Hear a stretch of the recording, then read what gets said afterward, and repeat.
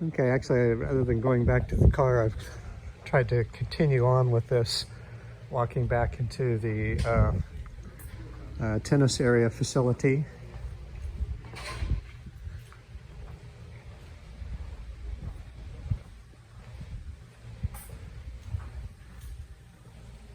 And we have a little exchange program going on in the tennis shop that a lot of the tennis members have brought in items of clothing. Some are golf type clothes, a lot of other tennis clothes. Some people have donated, some people that made beer. One of the members makes beer, and she donated some of that. And so it's to help raise money for the Virginia B. Andes Community Clinic. We host an annual tennis tournament for them each year, and we made $25,000 for them in a one weekend tournament the last time we were able to hold it. We were not able to hold it this last November because of COVID, and so a lot of the players wanted to do something else, so they did this clothing exchange where you can just donate some clothes and you come in and pick out something you like and make a donation. And so here's courts 1 and 2. You can see there's some standing water on the court. And courts 1 and 2 were completely resurfaced, so they're looking just spectacular. They usually have about 3/4 of an inch of top dressing on the court. We'd gotten down to 1/8 of an inch in some places.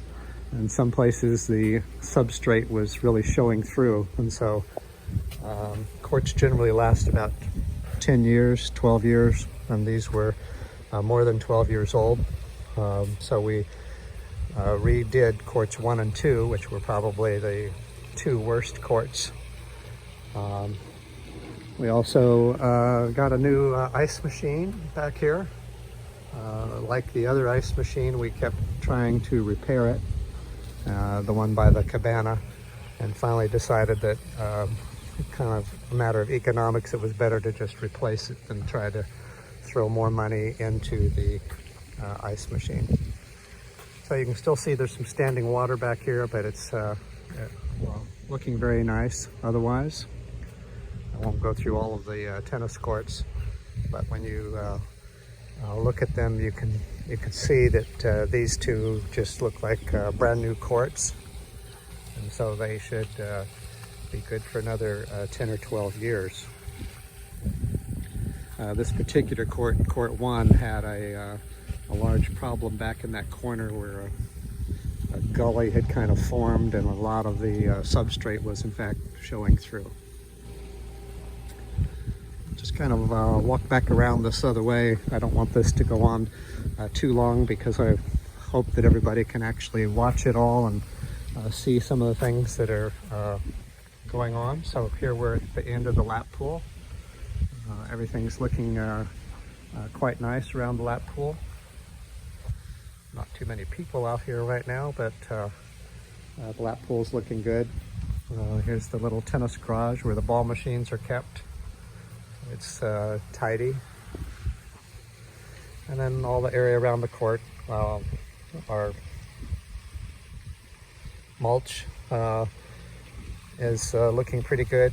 We probably in some areas have too much mulch, too deep of mulch, but not necessarily here around the tennis court, but some of our other plantings. And so we're hoping that the LBARC committee will look at that a little bit more closely.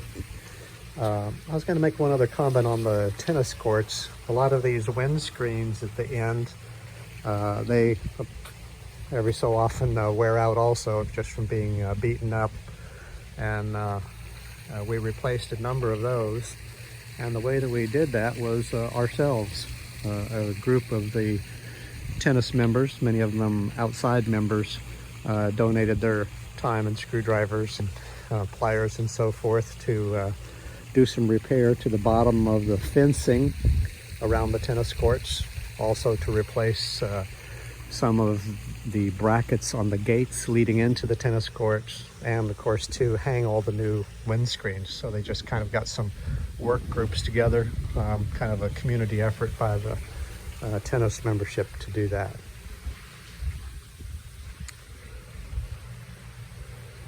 And so this is just walking back around by the pool area again. Again, the pool area is looking quite nice. Pool's probably filled up a little bit because of the rain last night. So you can see it's kind of up on the steps across the way. But the complex, I think, is looking very good.